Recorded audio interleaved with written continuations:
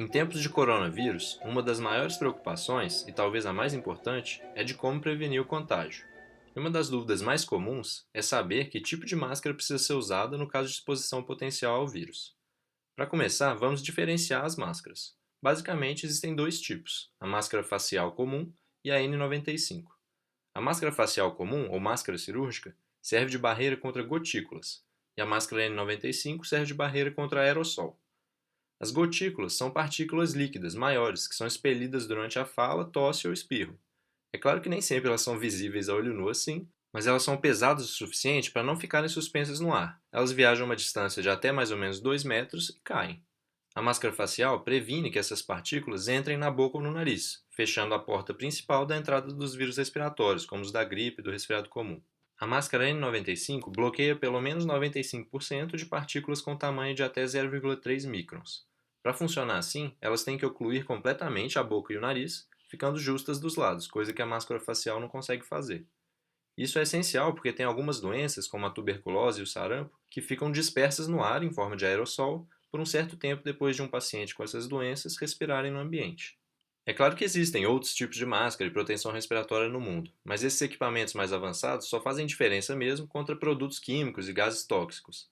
Felizmente, as partículas infecciosas são, por definição, pequenos sólidos, que são os vírus e as bactérias em geral. Então, pelo menos em relação a doenças contagiosas, o máximo de preocupação que a gente precisa ter é o de máscaras contra aerossol. Beleza, agora vamos responder a pergunta inicial. Para tentar explicar melhor, vou dividir em três situações: profissionais de saúde, pacientes infectados e população em geral. Para os profissionais de saúde, a resposta curta é usar a máscara facial simples mesmo. Tanto a Organização Mundial da Saúde quanto a Anvisa recomendam que a máscara certa é a máscara facial. A N95 só precisa ser usada se forem feitos procedimentos que induzem aerossolização, como intubação, ventilação com ambu e nebulização. Mas, como as coisas nunca são tão fáceis assim, tem uma controvérsia. Tanto o CDC, que é o Centro de Controle de Doenças Infecciosas dos Estados Unidos, quanto o ECDC, que é o mesmo órgão europeu, recomendam para os profissionais de saúde o uso da N95 em casos suspeitos ou confirmados de coronavírus 2019. Acontece que o coronavírus atual é um parente biológico muito próximo do vírus do SARS. O SARS foi um vírus que causou um surto de mais ou menos 8 mil casos entre 2002 e 2003, com uma mortalidade de quase 10%, mas que felizmente ficaram basicamente contidos na Ásia.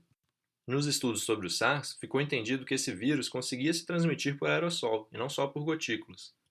Os estudos da propagação da doença, como nesse grupo de casos que aconteceu num condomínio em Hong Kong, convenceram a comunidade científica dessa capacidade do SARS, e acho que é por conta dessa proximidade entre o coronavírus atual e o SARS que existe a controvérsia sobre a N95.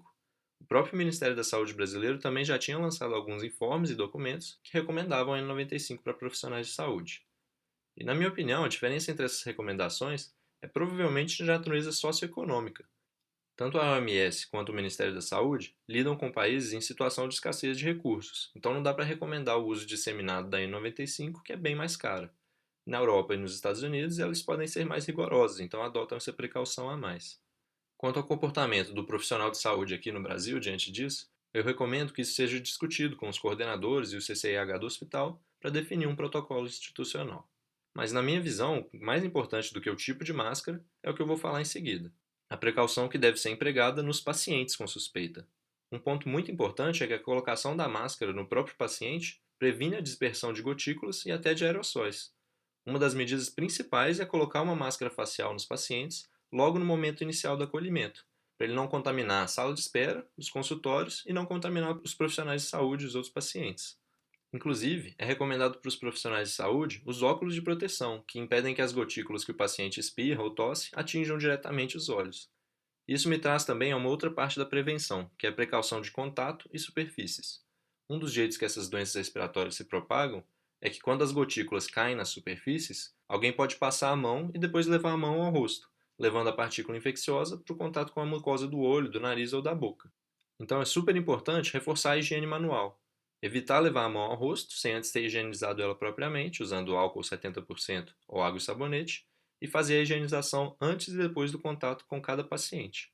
É recomendado também usar um capote para impedir a contaminação das próprias roupas, que não precisa ser um capote estéreo, mas deve ser trocado a cada vez que precisar interagir com o paciente suspeito. E é importante também higienizar o ambiente usando soluções germicidas para limpar as superfícies. A questão da máscara facial para o paciente é tão importante que o CDC fez um protocolo de precauções que se baseiam em se o paciente estava ou não usando máscara no momento do contato. Essas precauções são o que o profissional de saúde precisa fazer depois de um contato com o paciente com coronavírus. Basicamente, se o profissional de saúde estava completamente protegido, usando máscara e óculos, o risco de contaminação é baixo e ele não precisa tomar precauções especiais depois do contato. Se o paciente estiver usando máscara, basta que o profissional esteja usando máscara também, que o risco é considerado baixo. Mas se o paciente não estivesse usando máscara durante o contato, só de o profissional estar sem óculos, o risco é considerado moderado e a recomendação do CDC é que ele fique afastado do trabalho pelos próximos 14 dias, que é o tempo de incubação do coronavírus. Então, para reforçar, o paciente que chega com suspeita de coronavírus tem que receber a máscara facial o mais cedo possível. E aí, se o caso for descartado, pode retirar a máscara. Mas se for confirmado, a máscara só pode ser tirada quando o paciente chegar no isolamento, seja dentro do hospital, internado, ou isolamento domiciliar. E as regras do isolamento domiciliar são parecidas com a do ambiente hospitalar. Um quarto bem ventilado para a pessoa ficar, colocar máscara facial quando for se transportar pela casa, e os acompanhantes também colocarem máscara facial e fazerem higiene manual para terem contato com o paciente. E agora, por último, o uso de máscara pela população em geral. A recomendação formal é a de não usar. Não existe evidência científica concreta de que pessoas saudáveis usando máscaras na comunidade diminuam o risco de pegar doenças respiratórias. Apesar disso, isso se tornou um hábito cultural na Ásia, que muitas pessoas usam essas máscaras no dia a dia, tanto por causa de doenças quanto por causa da poluição ambiente. Numa situação de surto como a atual, a minha opinião é de que usar a máscara, embora não tenha comprovação científica, faz sentido em algumas situações de risco especial.